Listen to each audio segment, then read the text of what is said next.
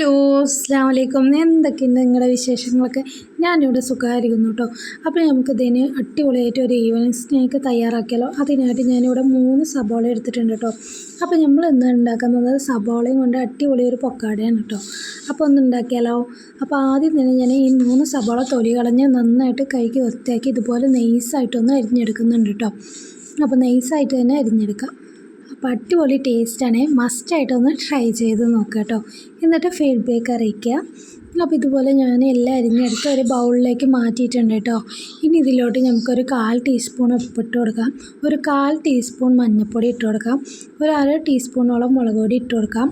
പട്ട, ഗ്രാമ്പു, ഏലക്കയുടെ പൊടി ഉണ്ടല്ലോ, ഗരം മസാലപ്പൊടിയോ ഒരു 1/4 ടീസ്പൂൺ ഇട്ട് കൊടുക്കാം. പിന്നെ മല്ലിപ്പൊടി ഒരു 1/4 ടീസ്പൂണോളം ഇട്ട് കൊടുക്കാം കേട്ടോ.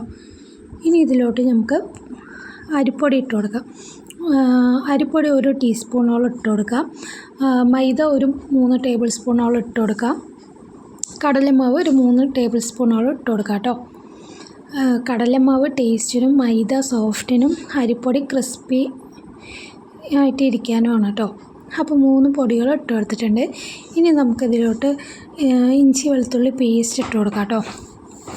അപ്പോൾ ഒരു മസാലയുടെ ഒക്കെ ഒരു ടേസ്റ്റാണ് കേട്ടോ ഈ പൊക്കോടയ്ക്ക്. അപ്പോൾ ആ ഫ്ലേവർ ഇഷ്ടപ്പെടുന്നവർക്ക് ഇതെന്തായാലും തീർച്ചയായും ഇഷ്ടമാവും കേട്ടോ. ഇനി ഇതിലോട്ട് നമുക്ക് കുറച്ച് മല്ലിയിലയും കൂടി ഇട്ട് കൊടുക്കാം. കുരുമുളക് പൊടി കുറച്ച് ഇട്ട് കൊടുക്കാം. ഫ്ലേവർ ഇഷ്ടമാണെങ്കിൽ മാത്രം ഇട്ട് കൊടുക്കാം കേട്ടോ, അല്ലെങ്കിൽ സ്കിപ്പ് ചെയ്യാം. ഇത് ഇട്ട് കൊടുത്ത് നമുക്ക് നന്നായിട്ട് ഇനിയൊന്ന് കുഴച്ചെടുക്കാം. ഇനി ഇതിലോട്ട് നമുക്ക് കുറച്ച് സോഡാപ്പൊടിയും കൂടി ആഡ് ചെയ്ത് കൊടുക്കണം കേട്ടോ. അപ്പോൾ അതും കൂടി ആഡ് ചെയ്തിട്ട് ഇതുപോലെ നന്നായിട്ട് എല്ലായിടത്തും എത്തുന്ന പോലെ നന്നായിട്ടൊന്ന് മിക്സ് ചെയ്ത് കൊടുക്കാം. ഇനി ഇതിലോട്ട് നമുക്ക് കുറച്ച് വെള്ളം ചേർത്ത് ഒന്ന് കുഴച്ചെടുക്കാം. അപ്പോൾ കുറച്ച് ഒഴിച്ച് കൊടുത്ത് ഒന്ന് നമുക്കിതുപോലെ കുഴച്ചെടുക്കാം കേട്ടോ.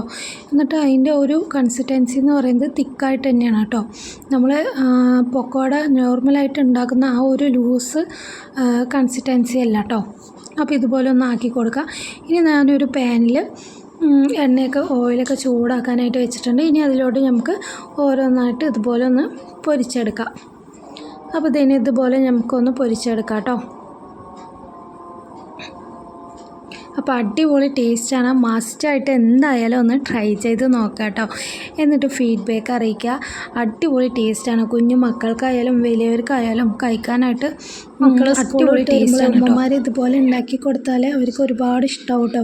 മക്കളെ വിശന്നിട്ടാവില്ലേ വരിക സ്കൂളിൽ നിന്ന്. അപ്പോൾ ഇതുപോലെയൊക്കെ സ്നാക്ക് ഉണ്ടാക്കി കൊടുത്താൽ അവർ ഇഷ്ടത്തോടു കൂടി കഴിക്കും കേട്ടോ.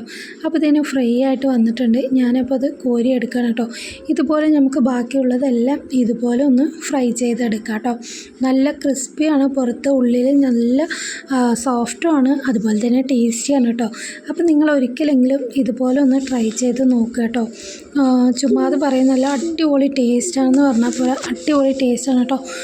ചായക്കൊപ്പം കഴിക്കാനായിട്ട് ഇതുപോലൊരു കിട്ടുക്കാച്ചി ഐറ്റം ഇല്ല കേട്ടോ. അടിപൊളി ടേസ്റ്റാണ്. അപ്പോൾ എന്തായാലും മസ്റ്റായിട്ട് ട്രൈ ചെയ്ത് നോക്കാം. Thanks for watching. അസ്സലാമു അലൈക്കും.